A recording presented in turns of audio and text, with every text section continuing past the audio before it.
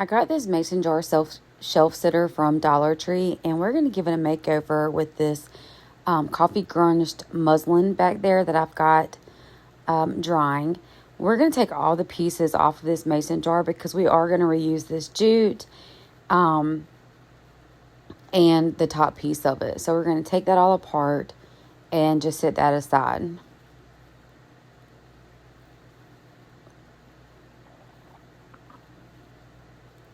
I'm going to go in with my mini sander and sand this just because there's glitter on it and some glue and stuff like that. So I'm going to go and sand that really, really well. And then take a baby wipe and just clean up all the, the particles from where we sanded. I'm going to take Cashew Waverly chalk paint and give it a good paint. And the purpose of me doing all this, even though it'll be covered, is so that you can't see anything through that muslin because, muslin's not super thick. So I just wanted to be sure that you couldn't see like any of that glitter or paint.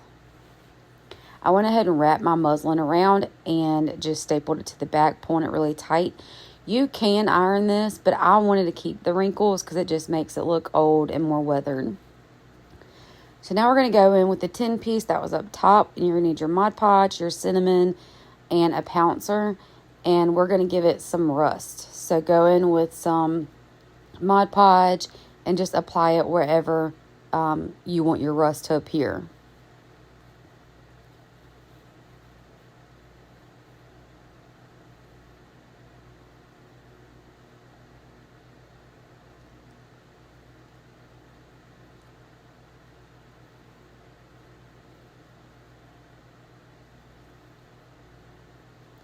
And then when you get that however you like it, you'll go in with your cinnamon and lay that down. And then I go pretty heavy on it. And then I take my finger and kind of push it down lightly. And then we'll lift that piece up just to shake off the excess.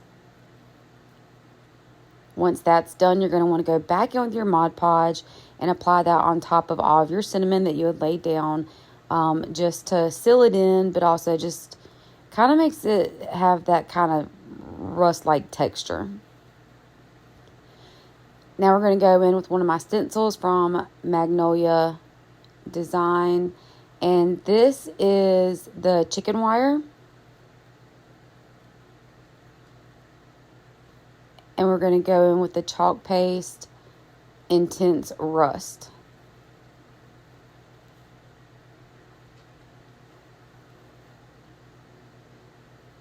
Make sure you give your chalk paste a really good stir. If y'all haven't checked out our stencils, go do it, y'all, because we have so many and they're all so gorgeous. I'll leave my link for that for you guys. So just put your stencil down, kind of pushing from the middle out, making sure there's no air bubbles, no wrinkles, that it's, kind of adhered to your surface really well. And then you'll start applying your chalk paste. And I put a good bit on there, and then I just kind of, rub it out.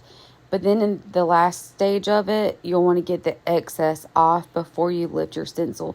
Make sure you wash your stencils immediately once you're done with them, because these are reusable as long as you care, well for them.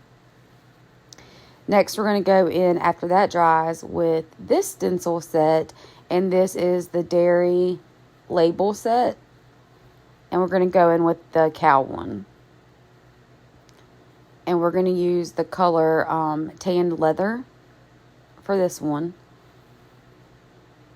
And it's going to be the same exact process as before. Just make sure that your first layer, so the wire is good and dry before you move on to this step. And make sure you wash your stencils. I just use warm water, y'all. And I put it back on the backing that it came on. And then I let it dry. And then I just put it back in the sleeve that it came in. But these are reusable like 10, 12 times. As long as you take really good care of them.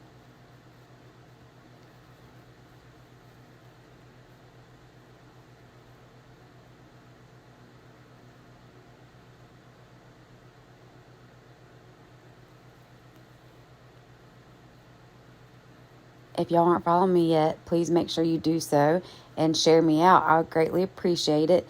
Now, I started to pull this off, but I had some ghosting.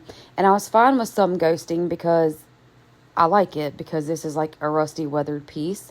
But there were some pieces that ghosted pretty well. So I just laid it back down and went back over top of it. And then pull that off and make sure that that is dried really well. I went in with Tim Holtz Distressed Ink. You can get this from Hobby Lobby, Michael's. And this was in color Walnut, just to give it some more distressing. We're going to attach our little rust piece back with some hot glue.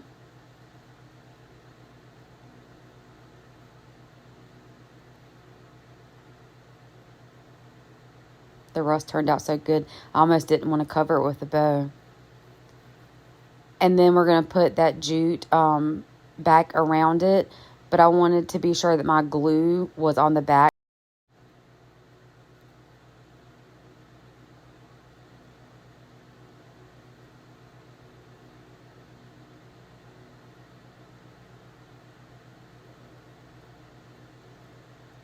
Now we're going to make our bow, so lay you down a piece of jute. I used some of the coffee grunge muslin and I cut it in strips and made an X and kept layering that. And then once you get all of your layers, you'll tie it in a tight knot and then just fluff it and trim it if it needs some trimming. And I like the shaggy pieces like hanging off of it. I like that because it just adds like the character, you know, of old and weathered. So I'll leave those. I like the stringy pieces.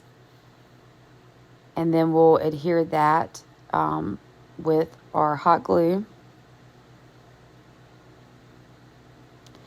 And then I added a button and I did a darker brown just to bring out some of that rust that much more.